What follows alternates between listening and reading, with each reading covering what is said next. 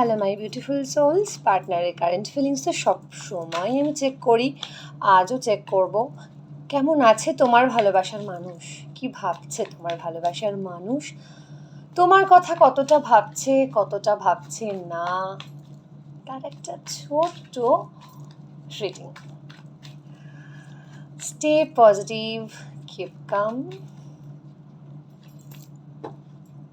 Yes,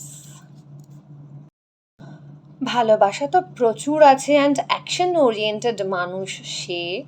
তো বিভিন্ন বাধা বিঘ্ন প্রতিকূলতা পার করে সে তো তোমার কাছেই আসবে, অ্যান্ড তুমি শুধুমাত্র তুমি আছো তার মনে, সে বিষয়ে কোনো সন্দেহ নেই। তবে লড়াই তাকে প্রতি মুহূর্তে করতে হয়। তার চারপাশের ব্যস্ততা, তার চারপাশের লড়াই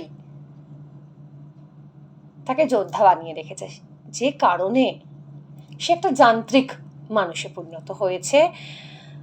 হি অর সে যে কেউ হতে পারে, নারী অথবা পুরুষ। ভিডিওটা যারা দেখছো তাদেরই উল্টো দিকের মানুষের কথা বলছি, ভালোবাসার মানুষের কথা বলছি। তো তার মানে কিন্তু এই নয় যে সে তোমাকে নিয়ে ভাবে না, সে তোমাকে নিয়ে ভীষণ ভাবে।